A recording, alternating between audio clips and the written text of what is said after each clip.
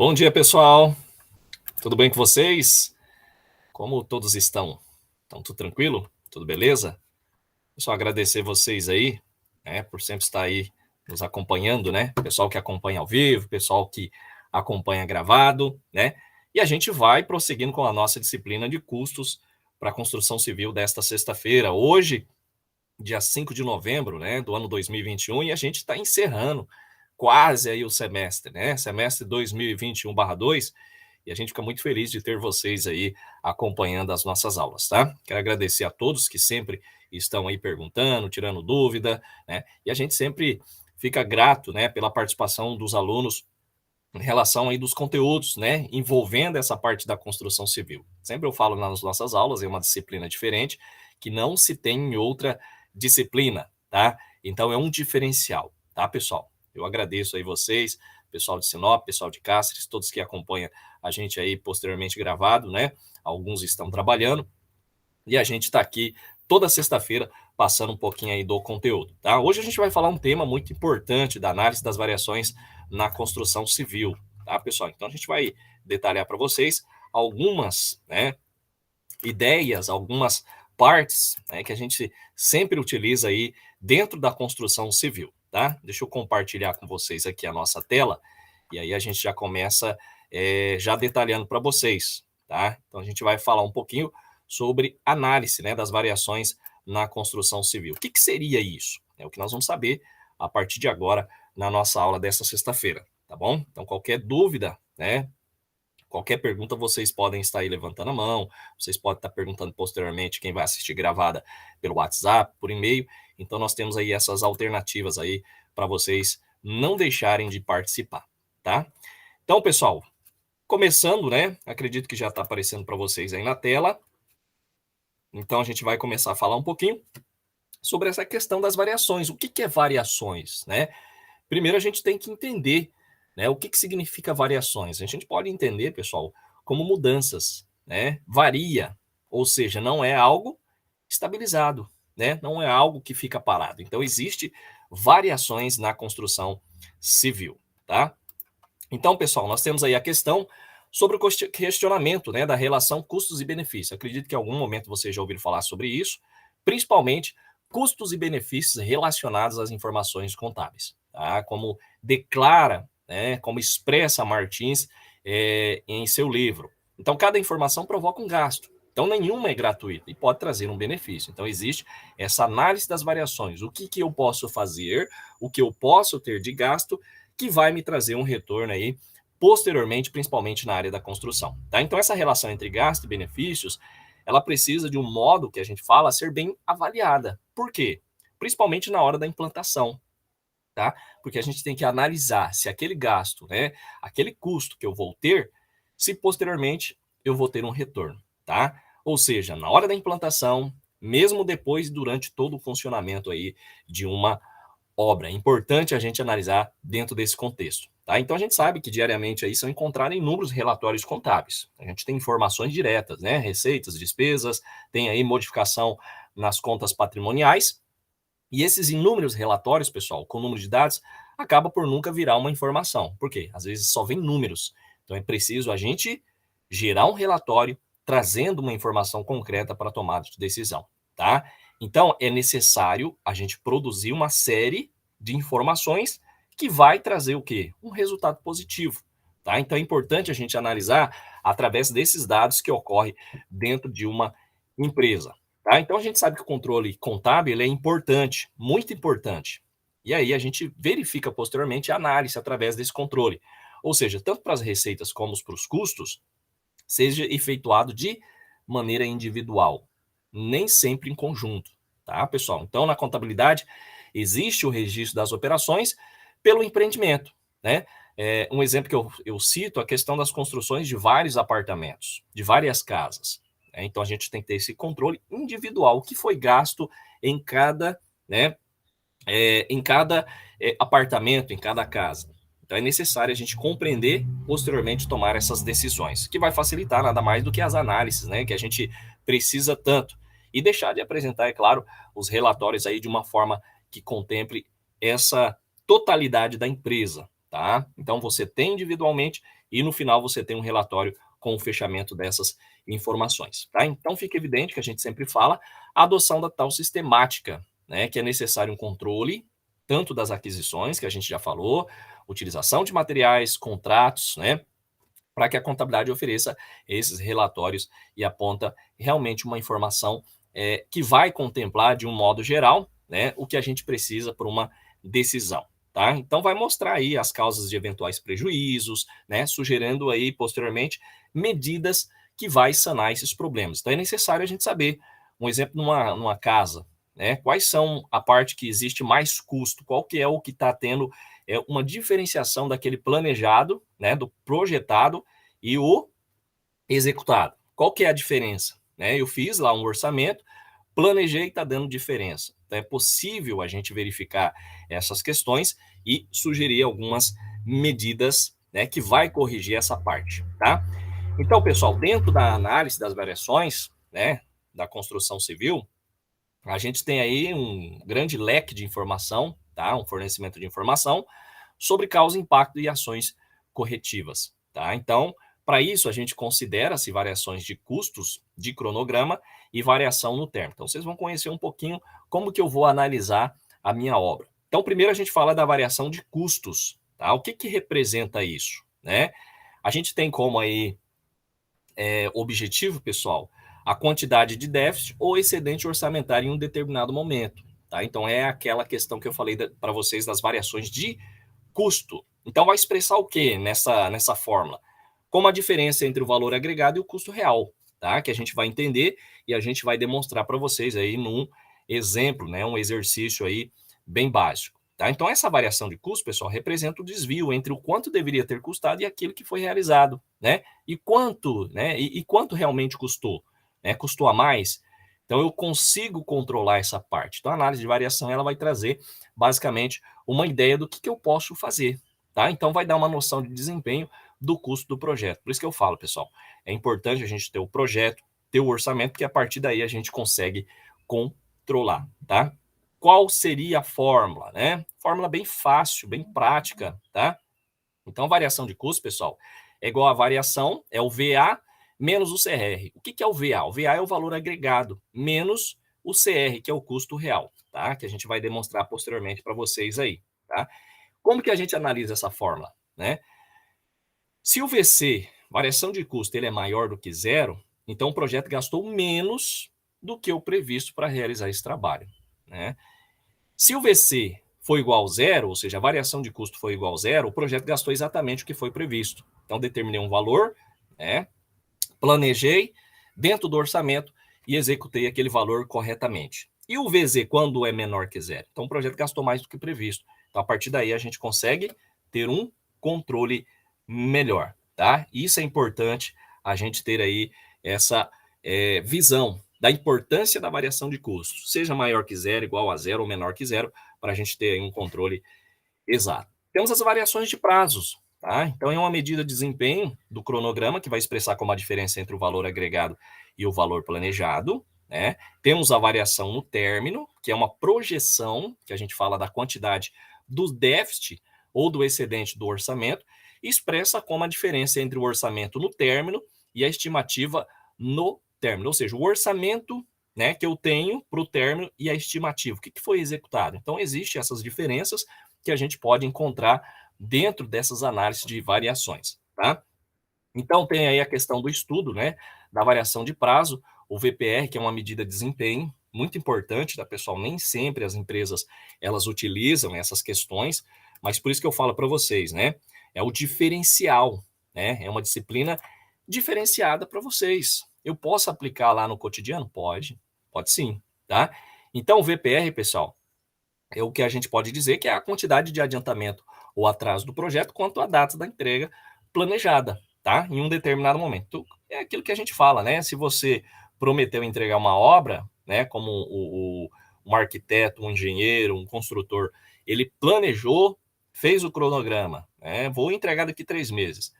Deve ser cumprido, tá? Deve ser cumprido. Então, através daí a gente faz essa análise, detalhado. Em outras palavras, a gente fala que representa o desvio entre o trabalho realizado, que aí entra a questão do agregado, e o que deveria ter sido realizado, ou seja, o planejado.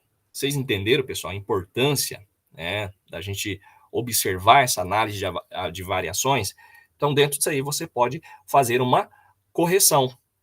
Tá? A variação de prazo ela vai representar o desvio entre o quanto foi trabalhado, né? Ou seja, o quanto trabalho foi produzido ali em si, até a data e quando deveria ter sido produzido. Eu estipulo uma data, né?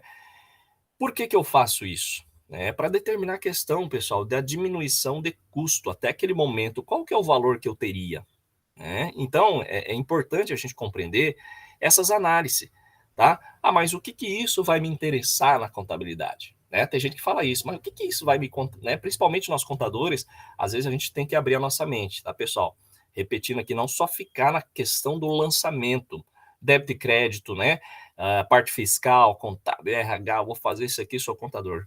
Pessoal, o contador de hoje em dia, ele é diferente daquele, né, de antigamente. Então tem uma visão diferenciada. Não seja, né, aquela pessoa que vai para o escritório e vai ficar lançando débito e crédito. Isso aí é muito fácil, pessoal. Tá? Qualquer pessoa que você treine, ela vai fazer isso. Agora, análise não. Não é qualquer pessoa, é o contador. Né? Qual que é a diferença nossa? Né? Que além de fazer isso, que é uma coisa muito fácil, basicamente a gente vai compreender o que tem agregado naquela informação. Tá? Então, a variação de prazo dá uma ideia de quanto que o projeto está agregando a mais ou a menos do que havia sido previsto. Né? Então, dentro desses limites, a gente pode dizer que a gente pode prever a questão do valor do custo que eu vou ter numa obra. Então, o VPR é igual ao VA menos o VP, então variação de prazo, valor agregado e valor previsto, a gente já comentou isso aqui anteriormente, tá? Temos aqui a fórmula, né? Dentro da questão que eu passei para vocês aí, VPR maior que zero, realizado mais trabalho que previsto, igual a zero foi exatamente igual ao previsto, e menor foi realizado menos trabalho do que o previsto. Então, através daí, a gente pode fazer uma análise geral, tá? O estudo da variação de prazo. Então, a gente pode observar, né? Embora que a gente esteja aí analisando o prazo, pessoal, a unidade de medida é dada em valor monetário, tá? Em reais. Por isso que eu falo, né? Aí a gente pode controlar a questão da parte de custo, né? Então, podemos resumir alguns fatores. Quando o VPR é maior que zero, significa que esse projeto está adiantado. Seria bom? Com certeza, né? Imagina você contratar pedreiros na diária.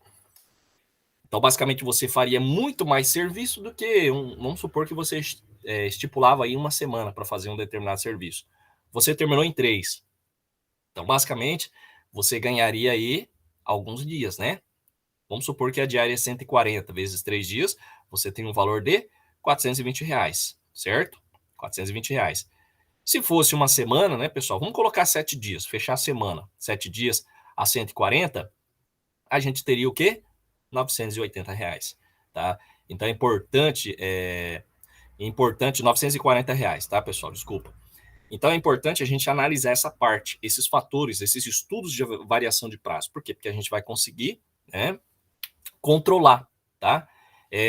Então, 7 vezes 140, R$ 980, tá? R$ 980 exatamente. Tá? Então, só para vocês terem ideia. Se eu fiz em 3 dias, 420, né? É isso? Se eu fiz em 3 dias, vezes 140, então eu vou ter R$ 420 de pagamento desse funcionário. Se eu fizer em 7 dias, então basicamente daí R$ 980, R$ 980 certinho, tá? Então só para vocês terem ideia a economia que eu teria dentro dessa questão da variação de prazo. Então, pessoal, entenda que o adiantamento de um projeto ele pode ser um fator positivo, né? Ou negativo também. Então, variação de prazo ele é um fator positivo quando você consegue executar mais serviço, né, durante uma semana, e negativo quando você não consegue alcançar aquela margem de trabalho já determinada, tá? Então, por exemplo, pode ter ocorrido um aumento da produtividade, um trabalho além do considerado, que pode ter realizado um serviço às pressas, né, sem vistas ao atendimento da qualidade. Então, a gente deve tomar cuidado muito isso, questão também, tá, pessoal? Preço e qualidade. Sempre eu falo, né, para os alunos, não é só prezar o valor, o preço, tá? Então é necessário a gente prezar também a qualidade, tá? Então, basicamente, cabe ao engenheiro responsável determinar suas reais causas dentro ou fora do canteiro de obras. Por que eu falo engenheiro? Porque é o que vai estar mais nas obras, né? O contador, ele pode trabalhar junto? Pode. Então, essa análise de variação, pessoal, o contador ali, ele pode estar trabalhando junto com essa questão de pagamentos, como eu falei para vocês, de custos, tá? Então, o VPR igual a zero significa que o projeto está no prazo. Desculpa, pessoal. Então, assim seria o ideal a gente manter essa questão do ritmo de trabalho, tá? Então, o VPR menor que zero significa que o projeto está atrasado, né? Então, o trabalho realizado foi inferior ao que a gente previu, tá? Então, pode ser porque temos um número reduzido de pessoas, quem sabe, né? Pode ser o resultado de contratempos em serviço. A gente pode ver a questão de mudança da última hora do projeto, a questão de chuva, né? Funcionários improdutivos, falta de material, terremotos, furacão, entre outros, tá? Então, a gente tem essa questão do estudo de variação também, tá? Indicadores do modelo valor agregado. Então, além dos parâmetros correlacionados que a gente apresentou, a AVA, pessoal, permite a projeção de prazos a custos por meio de indicadores, tá? O AVA nada mais é do que análise de valor agregado, tá? São eles o índice de desempenho de custo, chamado IDC, né? Pode ser que vocês não viram isso aqui, não chegaram a ver, né? Ouviu falar, que nós temos também o índice, o IDP, que é o índice de desempenho de prazo, tá? Então, dentro dessa questão, o índice de desempenho de custo, ou índice de performance de custo, é o coeficiente entre o valor agregado e o custo real. Então, representa a porcentagem do gasto real. Então, a gente pode avaliar dentro dessa forma como que o projeto ele está sendo conduzido, tá? Quando a gente analisa aí o valor IDC em torno de 1, que a gente vai demonstrar aí no exemplo, como eu falei para vocês, né? Então, dentro desse IDC ou IPC, tá, pessoal, como é conhecido, mostra em termos percentuais quanto representa o valor agregado sobre o custo real, né? Então, por isso que a gente fala, né? Entra aí a parte de custo, né? Em que a taxa do projeto está convertendo o custo real em valor agregado. Então, é importante a gente conhecer essas análises, né? E é um diferencial. Nem sempre uma obra, né, formal, uma empresa formal que está construindo, tem essas análises de variações. E isso é importante, tá, pessoal? Então, se vocês observarem aí, nem sempre fazem, mas essa disciplina te dá um diferencial, tá? É uma pena que muitos alunos não levam a sério essa disciplina, né? Acha que é mais uma eletiva, e não é. É um diferencial para vocês, tá? Que vocês se formem, como vocês já estão aí no último ano, né, da faculdade, ou da universidade, como queira, é importante vocês conhecerem algo, algo a mais que vai agregar aí para vocês lá no cotidiano, tá? Então, não, repetindo, não preze só essa questão de lançamentos. Isso você já aprendeu, tá? Isso você já aprendeu, débito e crédito. Agora, qual que é o diferencial, tá? Então, nós temos aí o IDC, que é igual ao VA dividido pelo CR. O IDC é o índice de desempenho de custo, como a gente está falando. O VA é o valor agregado dividido pelo custo real. Então, anteriormente, a gente viu aí o VA menos o CR, que é o custo real, certo? Agora a gente vai saber em percentual, tá? No caso aqui, você pode tanto colocar como percentual, como valor inteiro, tá? Então, a gente vai analisar o IDC. Como que a gente conclui? Quando o IDC é maior que 1, o custo real foi menor que o orçado para o trabalho realizado. Tá? Então, esse IDC maior que 1 representa que o custo real, que você já determinou, foi menor que o preço, né? Que o orçado aí do trabalho realizado. Quando o IDC é igual a 1, o trabalho foi realizado exatamente com o valor orçado. E o IDC menor que 1, ou seja, o trabalho foi realizado a um custo maior do que o previsto. Então, houve aí uma diferença, né? E aí a gente consegue verificar o que ocasionou essa questão. Por que a gente fala sobre essa parte, né, do custo maior? É igual lá nas despesas, né, pessoal? Quando vocês fizeram lá a disciplina de análise das demonstrações contábeis, vocês observaram que nós temos vários índices. Índice de liquidez, índice de rentabilidade, estrutura de capital. Isso vai fazer o quê? Vai fazer com que você tenha uma análise mais criteriosa, né? Por quê? Porque através dessa análise a gente observa como está se comportando as contas, principalmente na DRE, no balanço. Qual que é as contas que representa um maior valor do total, tanto do ativo, passivo, ali da receita líquida, né? Que quando a gente faz análise, a gente considera a receita líquida como 100%. E a partir dali, na análise vertical, a gente consegue observar qual que é a conta que tem uma maior representatividade, qual que é a despesa, qual que é a receita, né? Não sei.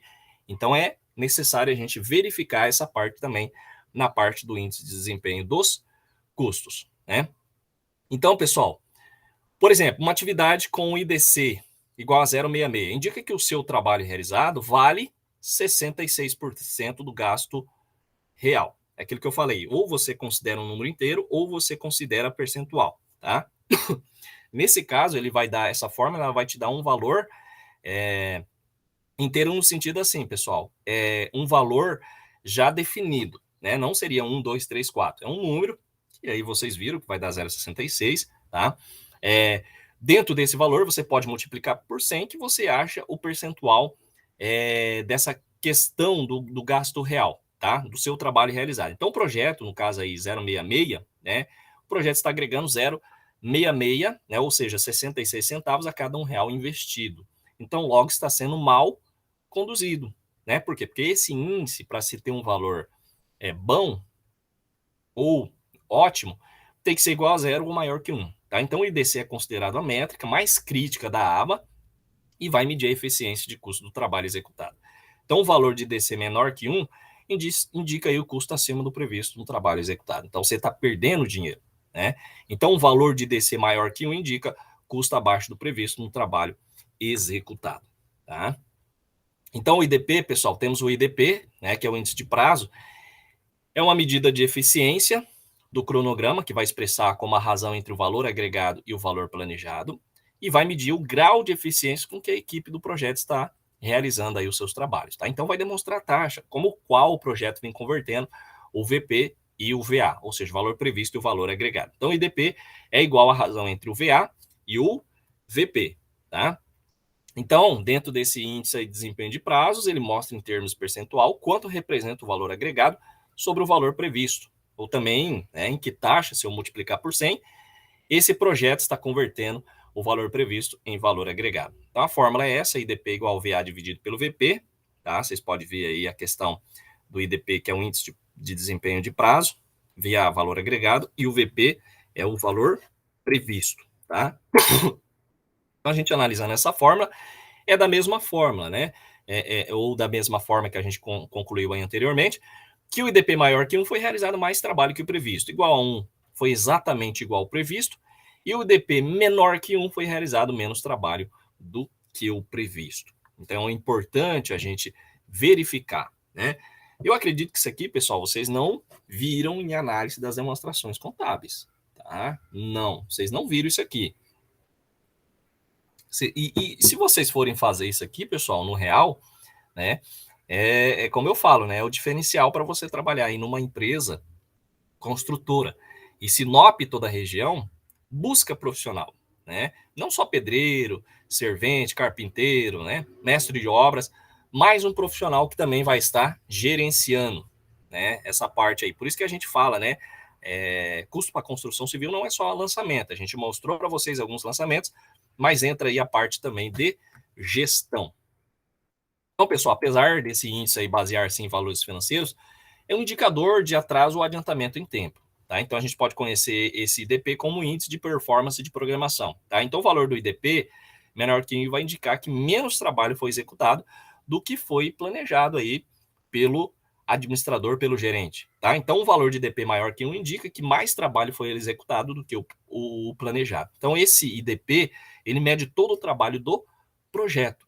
Né? Então, o desempenho no caminho crítico, determinado no diagrama de redes, né, que isso aí já define como uma inclusão de alguns determinantes, deve ser analisado para determinar se o projeto acabará antes ou depois da data do término planejado. Então, dentro de uma construção civil, a gente sabe que existem alguns imprevistos. Né? Então, é importante a gente conhecer essa parte aqui. Né? Se você vai construir determinado uma casa em 3 meses, você pode colocar um mês a mais, tá? O que eu ganho com isso? Você vai ganhar credibilidade se você entregar com 4 meses, né? 4 meses. Se você construir com 3 meses, mérito para você. Se você construiu com 4 meses, mérito para você. Se você construiu com 5 meses, prejuízo para você, né? Aí você acaba tendo uma diminuição da sua credibilidade. Por quê? Porque você prometeu e você não cumpriu. E isso, pessoal, prazos a gente tem que ter, né? Igual as declarações aí da parte fiscal da contabilidade. Existe prazo para entrega. Então você tem que entregar, por quê? Porque se você não entregar no prazo, o que, que ocorre? Não sei se alguns de vocês trabalham em escritório, pode ser que sim, mas a empresa leva multa, tá? Existe multa. É igual um imposto, né? Se você não pagar na data lá do vencimento, no dia posterior você vai pagar juros, né? Vai ter uma multinha, vai ter uns juros ali, então é uma perda. É importante a gente conhecer essa parte aqui, tá? Por exemplo, imagina que uma atividade possui um valor agregado de 3 mil e o valor planejado de 4 mil. Então o IBP, pessoal, será de 0,75 ou 75%. O que, que isso representa? Essa taxa demonstra que o trabalho executado vale 75% do planejado. Tá? O inverso do índice VP pelo VA, tá?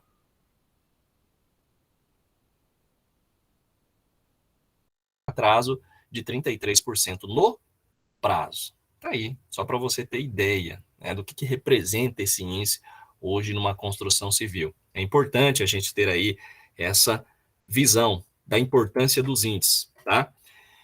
Exemplo, para ficar claro o entendimento. Então, temos um exemplo retirado aí do livro Planejamento e Controle de Obras, desse autor, né, o Aldo Doria Matos. Ao final de 4 meses, uma central de pré-moldados produziu 240 peças, tendo aí um gasto de 48 mil reais. Então, a gente coloca já valores para vocês terem ideia do que representa esse índice. Como que eu vou calcular? Então, de acordo com o planejamento, orçamento da obra, neste prazo, a central ela deveria ter produzido 300 peças, ao custo de R$ 220 reais a unidade. Tá, pessoal? Então, ao final de 4 meses, uma central de pré-moldados ela produziu esse tanto, 240 peças, tendo um gasto de 48 mil reais. Mas, de acordo com o planejamento, o orçamento da obra, nesse prazo, ela deveria ter produzido 300 peças, a um custo de 220. Então, a gente vai verificar agora. Vamos aplicar o que aprendemos aí no VP, VA, CR, VC, VPR, DC e DP, tá? Interpretá-los. Então, o valor planejado, 300, né, peças a R$ 220 reais a unidade. Então, daria 66 mil reais, valor que deveria ser gasto até ali a finalização. Valor agregado, o VA, 200, o que ela produziu? 240 vezes 220. Então, foi R$ 52.800 reais o custo orçado do trabalho realizado. Qual que foi o custo realizado? 48 mil, tá? Dentro dessa questão do valor agregado, então o custo que ela teve foi 48 mil. Nesse caso dos 240, como vocês podem observar aqui, pessoal, ó, 240 peças, tendo um gasto de 48 mil, mas o orçado era de 220 reais a unidade, então foi a mais, tá? Então o custo realizado de 240 peças foi a mais, que custou o quê, né? Basicamente, esse valor agregado que a gente fala, né, das peças, custou, do valor ali realizado, o custo orçado do trabalho realizado, 52.800, se fosse do planejado, tá? Então, seria um valor de 52.800. Qual que foi o custo realizado? 48 mil. Como que a gente vai compreender essa parte aí? Dentro do índice de desempenho de prazo, a gente tem variação de custo. Como que a gente calcula? Aquela fórmula que eu passei para vocês. Então, VA menos CR, então 52.800 menos 48 mil, sobrou 4.800, tá? Deu um valor de 4.800 com essa subtração. Variação de prazo, VPR. VA menos VP, então 52.800 menos 66 mil. Deu um saldo negativo, né, de 13.200. O índice de determinação do custo, como que fica? É só eu pegar esse valor de 52.800 dividido por 48, que vai dar 1,10 ou 1,1 que seja. Índice de determinação de prazo, VA dividido pelo VP.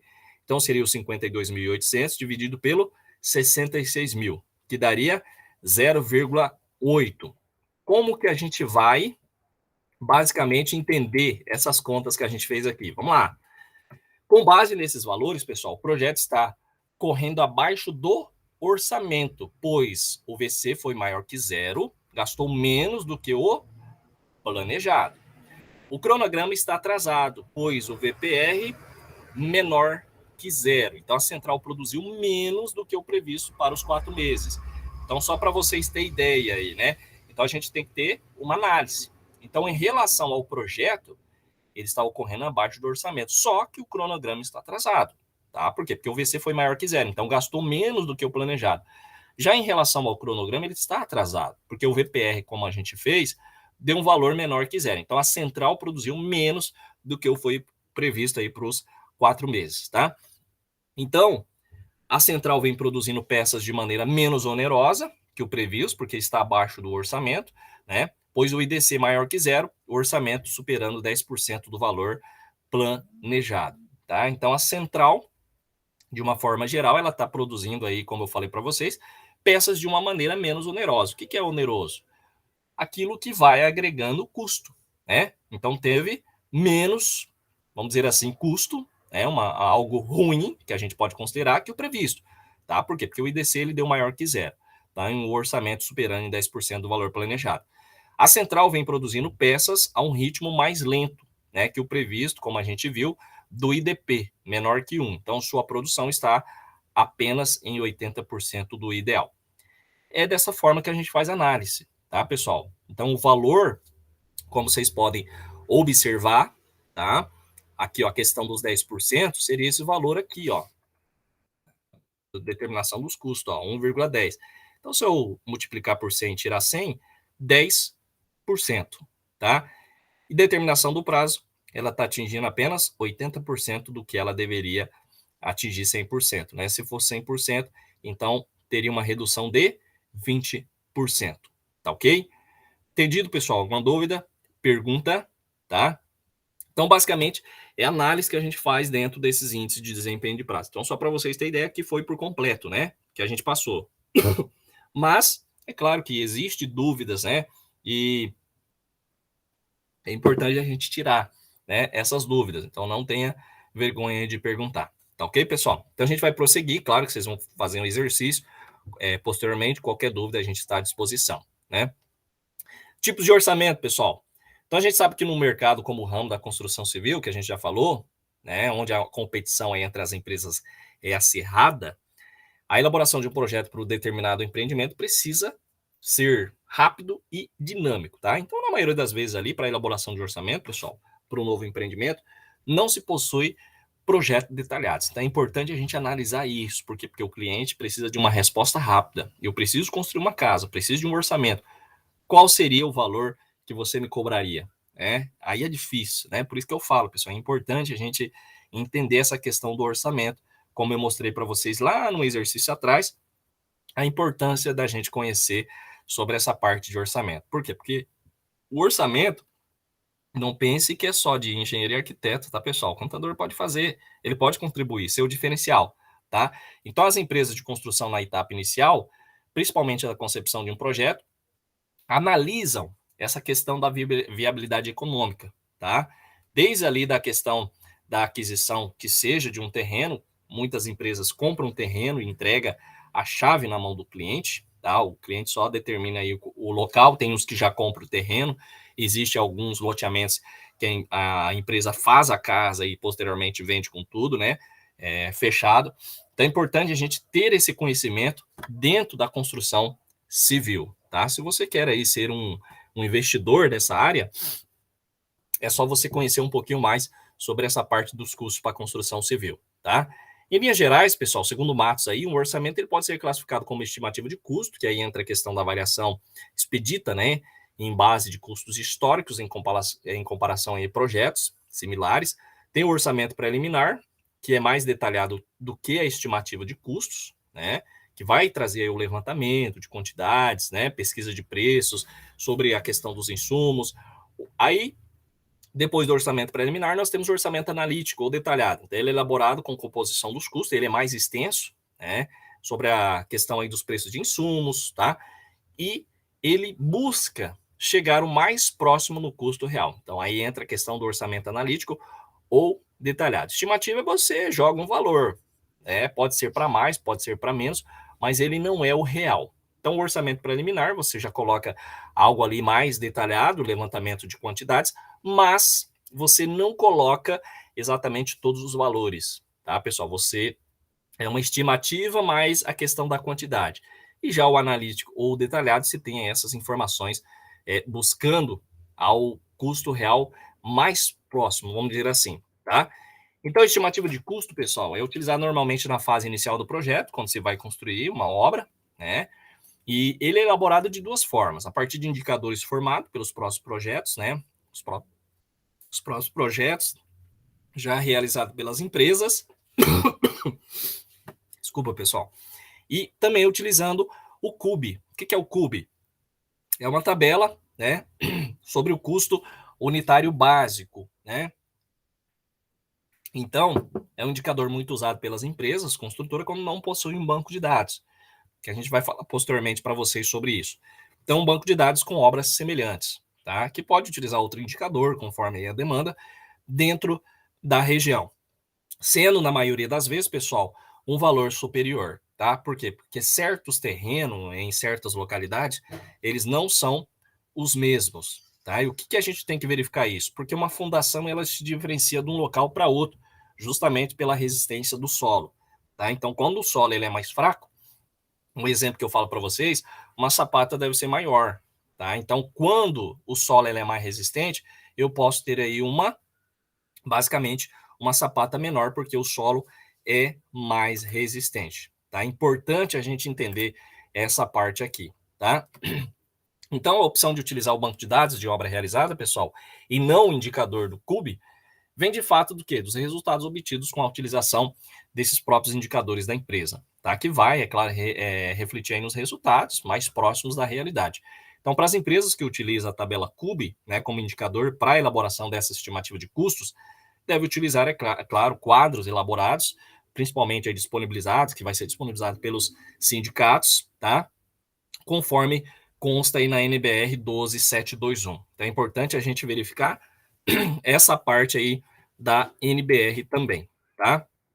O orçamento preliminar, então ele é conhecido aí como orçamento do anteprojeto, tá? Então o orçamento ele vem alguns detalhes a mais, com estimativa de custo levantado dentro aí de quantidade, atribuindo custos de alguns outros serviços, tá? Então com base em alguns indicadores úteis, pode-se levantar quantitativo que vai ficar mais próximo de um orçamento analítico, tá? Por exemplo, um volume de concreto.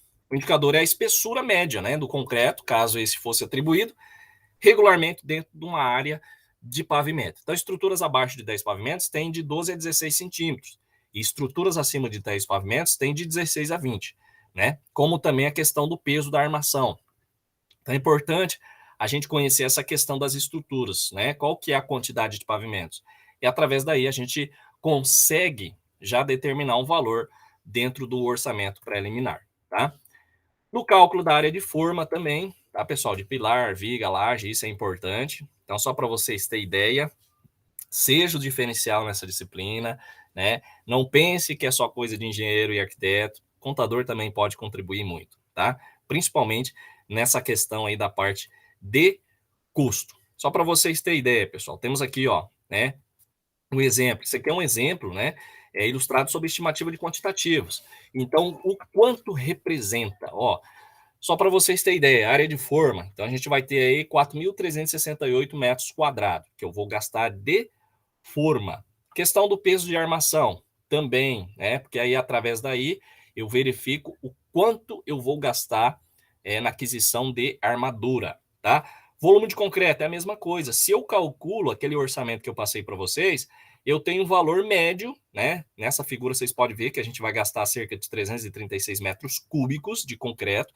Através daí eu posso determinar o valor do custo que eu vou ter na aquisição desse concreto. Então eu tenho a metragem, só multiplicar pelo valor do metro cúbico do concreto. E aí a área construída, essa área total de 2.400 metros quadrados, tá? Então, através daqui, pessoal, a gente consegue ter aí já um valor bem mais detalhado, né? Tanto volume de concreto, peso de armação e as áreas de forma que eu vou utilizar para a construção desse apartamento, tá? Bom, dentro dessa questão, pessoal, então a gente falando sobre a questão agora do orçamento analítico, ele é composto de um orçamento bem mais detalhado, fundamentado, né? Ele vai possuir características próprias e por isso mesmo deve ser o quê? Orçado segundo alguns projetos executivos, com memoriais descritivos e algumas especificações técnicas, tá? Então, para Matos, ele fala que o orçamento analítico ele vale-se de uma composição dos custos unitários, tá? Então, além dos custos de serviços, que seriam os custos diretos que a gente sabe, são computados também os custos de manutenção do Canteiros de Obras, como equipe técnica, administrativas, entre outras, aí envolvendo até a questão das taxas e emulentos. Que aí entra a questão que vocês aprenderam sobre os custos indiretos, tá? Bom, o orçamento analítico, pessoal, na maioria dos casos, a empresa ela não chega a realizar um orçamento totalmente analítico, tá? Por quê? Porque ela vai se basear apenas em projetos executivos. Então, os orçamentos mais detalhados realizados pela empresa poderiam ser classificados como intermediários, tá? Não existe ainda a questão dos projetos, como desinstalações hidráulicas, elétricas, né, que não foram totalmente detalhados. E aí é o que a gente fala, né? Se você não detalhou no orçamento, como que você vai ter aí basicamente o custo definido? Então, se você detalhou totalmente, você já tem uma prévia aí do custo, tá? Então, essa basicamente seria aí a questão dos tipos do orçamento, tá, pessoal? Etapas da orçamentação, né? Matos, ele classifica muito bem essas etapas da orçamentação, dividindo em 3 grandes etapas de trabalho. Estudo das condicionantes, seria condições de contorno, composição de custos e determinação do preço, tá? Então, nos estudos das condicionantes, vão ser identificados os serviços da obra com as suas respectivas quantidades, além do grau de interferência entre eles e as dificuldades de realização de algumas tarefas. Então, é importante a gente verificar essa parte aí para diminuir a questão dos custos. Então, segundo Marx, ele fala que os estudos dessas condicionantes, pessoal, de um projeto, ela pode ser dividida em leitura e interpretação do projeto, né, para você fazer basicamente um orçamento mais detalhado, leitura e interpretação do edital, no caso de licitações, quando uma empresa construtora vai assumir uma obra pública, tá? E a questão da visita técnica e até o local para você determinar um preço. É aquilo que eu falei, né? Um exemplo que você dá um valor já estipulado para a construção de uma casa e você vai num terreno e vê que o solo é menos resistente, aquele valor que você colocou, ele já não vai ser o valor correto. Por quê? Justamente por essa questão que, por precisar de uma fundação mais reforçada, você vai ter mais um gasto com ferragem e também a parte de concreto, tá? Então, pessoal, na composição dos custos, né, considerada aí a etapa principal e mais trabalhosa para um contador e para um engenheiro, orçamentista, identifica-se alguns itens, tá? Identificação dos serviços, levantamento de quantitativos, que isso aqui não é tão fácil, né? Discriminação dos custos diretos, indiretos, cotação de preços e definição dos encargos sociais e trabalhistas. Por quê? Porque você vai contratar funcionários. Então, você deve, basicamente, ter a ideia do que vai, né, ter de custos, né, tanto diretos e indiretos. Por isso que é importante a questão aí do orçamento. Tá? Para o fechamento do orçamento, se tem a divisão dessa etapa, definição da lucratividade, o quanto você define de lucro que você pretende ter, cálculo dos benefícios e despesas indiretas, que a gente vai estar explicando posteriormente aí na aula para vocês, e desbalanceamento da planilha do orçamento. O quanto se tem de diferencial, né? O que eu posso alterar na planilha que eu vou continuar tendo aí o meu lucro já definido e os benefícios e as despesas indiretas, tá? Então, o levantamento de quantidades, pessoal, a partir de um projeto, né, inclui a elaboração de cálculos baseado nas dimensões que vão estar previstas ali no projeto, como o volume de concreto, que eu falei para vocês, área de piso, metragem de forma, área de pintura, área de trabalho. Então, leve em consideração o cálculo de volumes, tanto escavação, lastros, nivelamento e entre outros, tá? Então, é importante a gente conhecer isso. E vocês vão ser os diferencial. Por quê? Porque vocês estão fazendo uma disciplina, custos para a construção civil, que em nenhuma outra disciplina fala sobre essas questões, tá? Bom, todos esses levantamentos, pessoal, de quantitativos, eles são elaborados com auxílio de software, né? Então, a gente acaba utilizando também a planilha Excel, que vai possuir todas as composições de custo, ali eu posso utilizar, mas já hoje existe software de gestão que vai auxiliar vocês, tá? Principalmente na elaboração de resumos de quantitativo, tá? Então, após a elaboração desses resumos, então lançado no sistema, né, o sistema ERP da empresa, que vai ter um sistema adequado para uma construtora imobiliária, onde, por isso, né, através disso, você pode compartilhar a informação com todos os setores, tá? Tanto compras, tanto a questão da engenharia, tá? Tanto a parte da contabilidade, tá? Por quê? Porque você vai ter ali a determinação da parte dos custos, tá? Então, temos aí uma maior probabilidade de ocorrer erros, né, no levantamento quantitativo, pois os mesmos, quando são lançados manualmente, mais de uma vez em cada orçamento. Então, por isso que eu falo, é necessário a gente utilizar ferramentas eletrônicas, tá, pessoal? Então, é importante a gente utilizar aí sistemas que vai trazer aí, basicamente, qualidade no trabalho, né, evitando possíveis erros e economizando tempo aí na orçamentação, tá? Então, é importante que a gente tenha sistemas adequados, tá? Aqui eu coloquei para vocês, segundo Matos, né, a determinação até chegar à planilha de preços, qual que é o caminho, né? Então, através desse fluxograma vocês podem observar, tá? Dentro da questão aqui a gente incluiu já como se fosse uma obra pública. Então, a gente tem o edital, o projeto, especificação, visita técnica, identificação do serviço. Por quê? Porque eu tenho que saber o que eu vou executar, aonde eu vou executar, tá? Então, depois da identificação do serviço, eu tenho um levantamento quantitativo, que aí envolve a questão dos custos diretos e indiretos, tá? A questão aí do lucro, dos impostos, já definido, preço de venda, BDI, isso aqui pode ser também, né? Isso aqui já é englobado também a questão de uma construção para venda, desbalanceamento, isso aqui, pessoal, desbalanceamento, nada mais é aqueles valores que eu posso alterar sem comprometer a qualidade do meu serviço. O que eu posso alterar ali que ainda eu vou ter um rendimento satisfatório, tá? E aí a gente tem a questão da planilha de preços, que é a final, né? A finalização e da orçamentação, tá? Valor agregado, pessoal. Então, dentro da análise das variações, a gente fala um pouquinho de valor agregado, que a gente já falou anteriormente, né? Então, tratamos agora um pouco mais detalhado sobre essa questão da análise de valor agregado, né?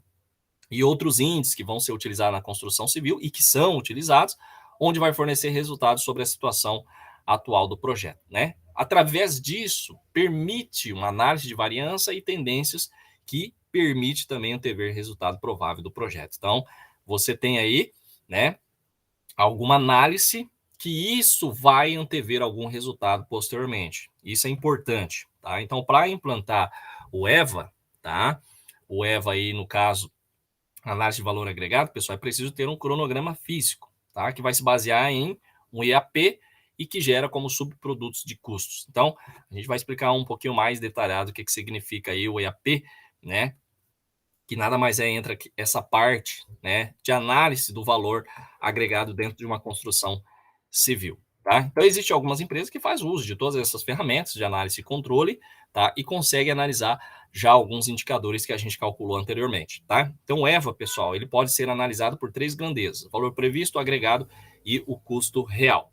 É claro que aqui a gente aprende, né, manualmente como se faz isso e posteriormente vocês aplicam isso aí no sistema, tá? Então a gente falou um pouquinho sobre o valor previsto, corresponde aí à questão do custo orçado do trabalho agendado ou planejado, tá? Então o valor previsto não tem relação com o que foi realizado e sim com as linhas de base, tá? Então o VP, quanto deveria ter sido realizado de acordo com o cronograma que a gente já falou, tá? Valor agregado definido como custo orçado, tá? Então refere-se ao custo orçado e não se relaciona com o custo real, tá? Então, quanto deveria ter custado o que foi realizado, tá? O custo real seria aquele custo realmente, né? Custo real do trabalho realizado, quanto custou, o que foi executado e tal. Refere-se à realidade física e não se relaciona com o planejamento prévio da obra, tá? Então, o CR nada mais é do que o quanto custou o que foi realizado, tá? Então, dentro dessas questões, pessoal, a gente tem aí, como eu falei para vocês, o CUB, né? O que é o CUB? O CUB é muito utilizado nas obras. Então, através desses conceitos que a gente vai passar aqui para vocês, quando vocês chegarem numa obra, numa imobiliária, numa empresa construtora, eles vão falar, ó, utiliza a tabela CUB. Mas o que seria isso? Vou explicar para vocês, tá? Pessoal, em obras de edificação, um indicador muito utilizado é esse custo por metro quadrado, né, construído. Sua fonte de referência a mais utilizada é o CUB por metro quadrado. Custo, lembre-se, custo unitário básico, tá?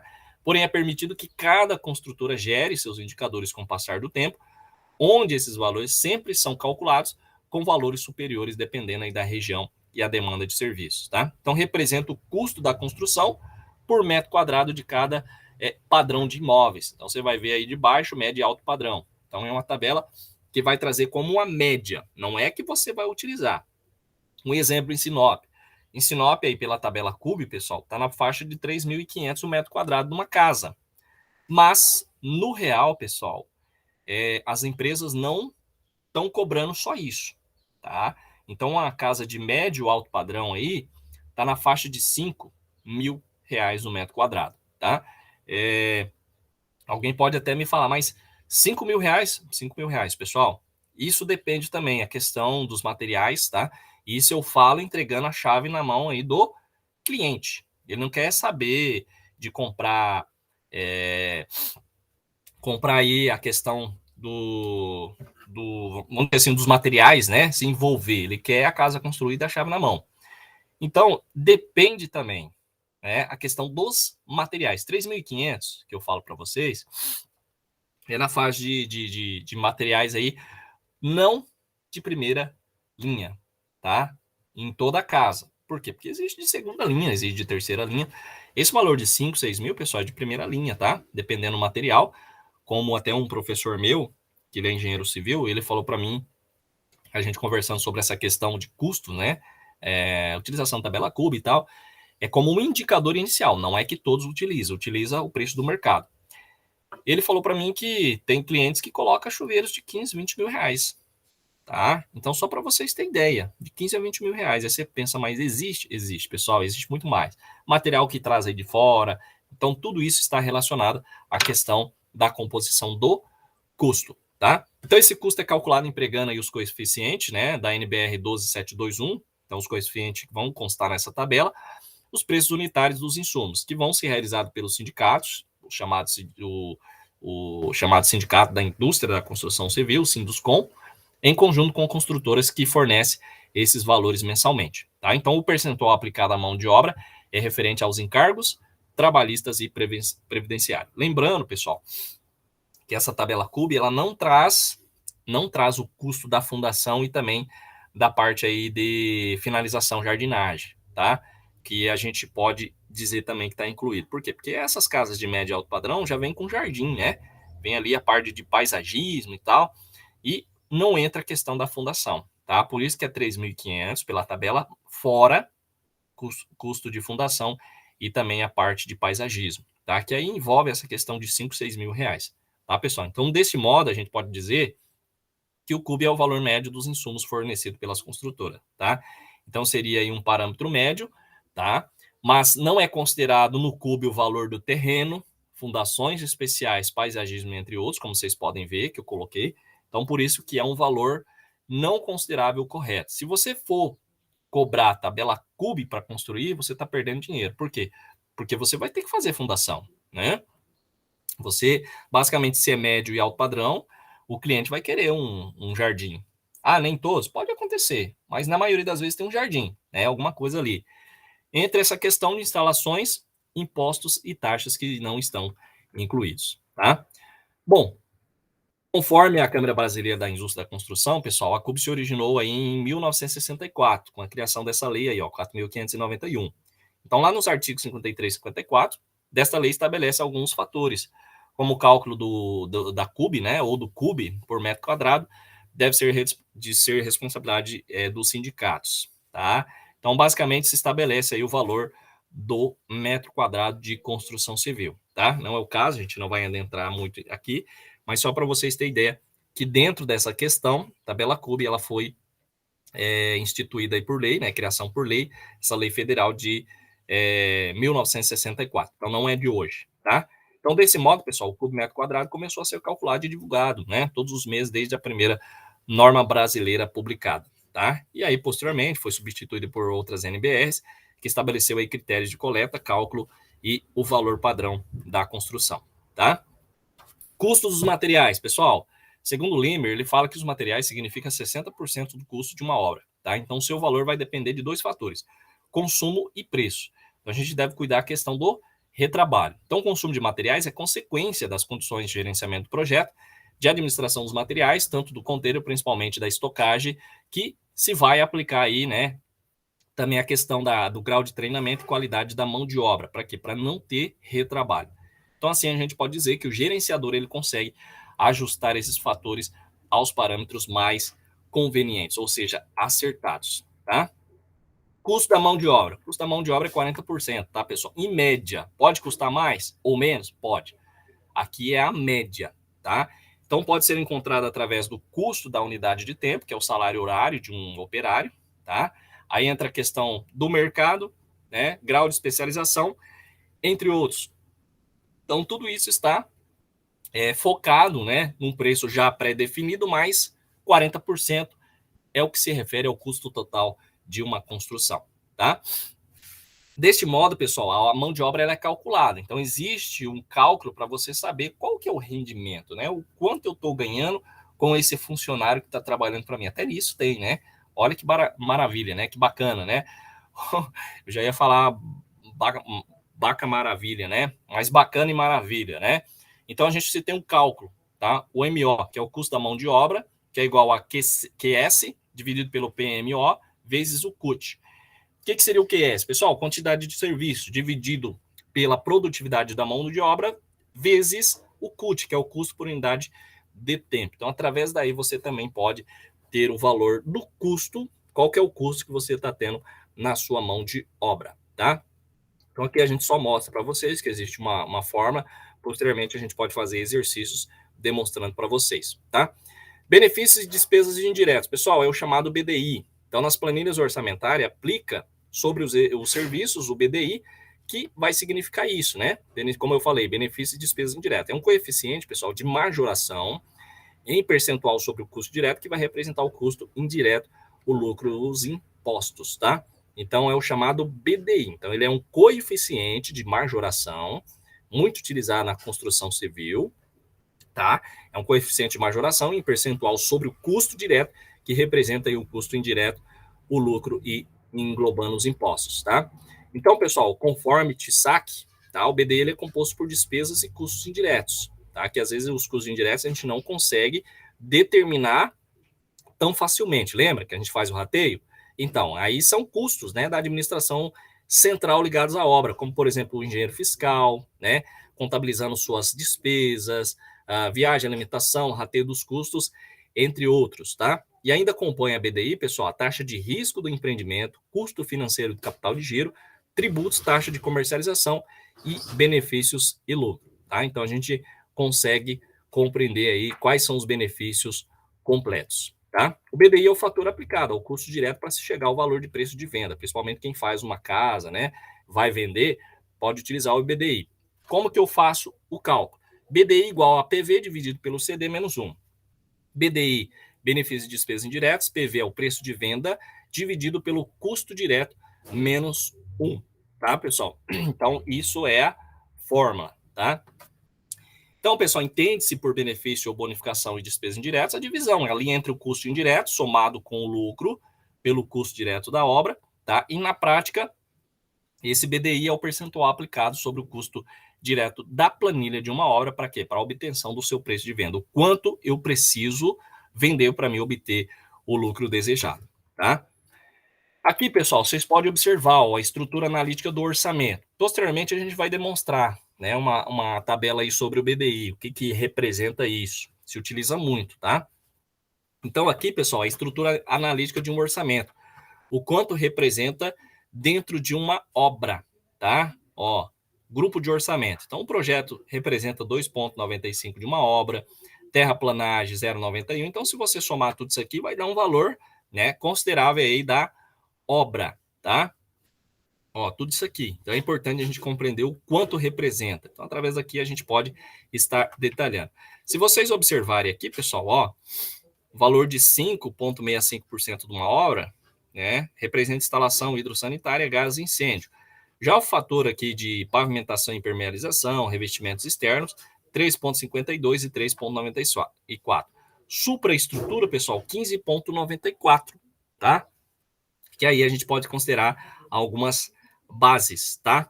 E despesa administrativa da obra, 10% se você não ter aí um controle, tá? Então, a estrutura analítica geral da empresa, então nós temos os custos de construção, despesas administrativas, comerciais, despesas diversas, né, que aí entra a questão dos terrenos e a parte das receitas, tá? Aqui representa sobre a questão que eu falei para vocês, custos da construção, então a gente pode dizer da mão de obra e dos materiais, tá, pessoal? Representatividade do custo, o que envolve. Então a gente tem os custos da construção e os demais custos. Então isso difere né, do que a gente falou anteriormente. Mão de obra 40%, e os materiais 60% do que representa aí de um determinado custo para construir uma residência, tá? Aqui nós temos a estrutura analítica e método de orçamentação. Então, o que eu devo considerar, tá? Projeto analítico, tá?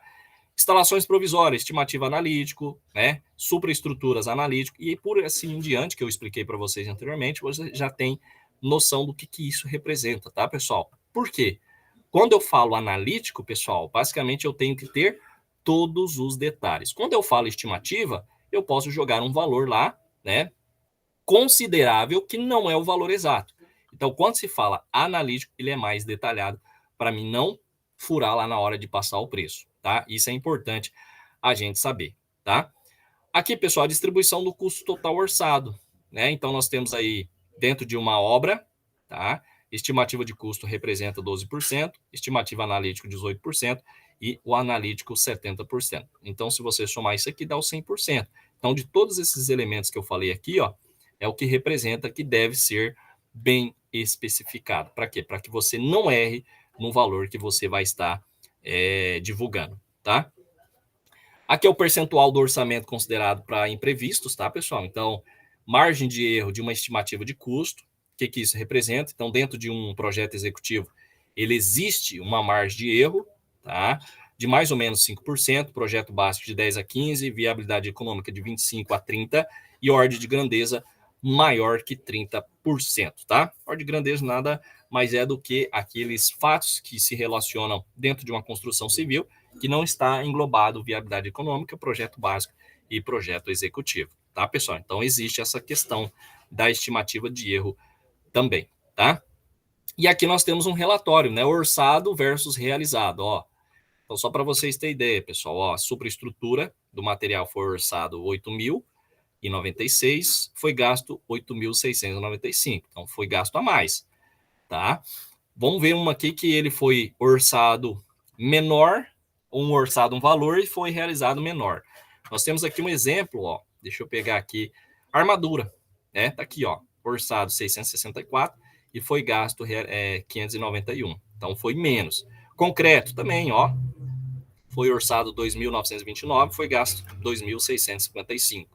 Concreto pilares, 2.485 e foi realizado 1.986. E assim por diante, tá, pessoal? Então, através disso aqui, eu consigo fazer um controle mais, vamos dizer assim, determinado, tá? Só para vocês terem ideia. Tem a mão de obra, tem, né, o total aqui. Então, mão de obra, sempre, né, a gente busca, ó, para a superestrutura, aqui o realizado foi menor, as formas foi menor. Vamos ver o maior aqui, tá? Com implantação, né, forma obras de complementação de implantação, então foi maior, tá? E assim por diante a gente tem um valor considerável. Concreto, ó, mão de obra, foi gasto muito mais, né? Provavelmente aqui o funcionário não soube utilizar exatamente na obra ali o concreto, tá? Se desperdiçou, estourou alguma viga, tá? Por quê? Porque se foi calculado, orçado 1.141, basicamente se teve contratação de mais gente, tá, pessoal? Então aqui dá uma diferença mesmo, tá ok? Bom, pessoal, basicamente seria isso a nossa aula de hoje, tá? Então eu agradeço vocês que acompanharam a nossa aula de hoje, né? E não deixe, né, de sempre fazer as atividades para vocês compreenderem um pouco melhor. Eu sei que algumas coisas são novas para vocês, mas isso é o diferencial, tá? E a gente procura sempre passar aí o que realmente está sendo cobrado lá fora, tá? Então, repito, não fique só no débito e crédito, aprenda, né? É muito bom isso, mas seja um diferencial, não seja mais um formato, tá? Então, agradeço aí a presença de vocês, deixo espaço, né, aí para alguma pergunta, alguma dúvida, se vocês tiverem, fique à vontade, tá? Alguma pergunta? Dúvidas? Tranquilo? Então tá, pessoal, quero agradecer vocês, desejar aí um bom final de semana. Amanhã vocês têm atividades, tá, para me entregar. Então, a partir das 5 da manhã é liberada, fica até as 23h59. Não deixe de fazer. Qualquer dúvida, estamos à disposição, tá? E aí a gente volta na próxima sexta-feira, tá ok? Pessoal, um grande abraço, fiquem com Deus, se cuidem e qualquer dúvida, mais uma vez, estamos aí à disposição. Até mais.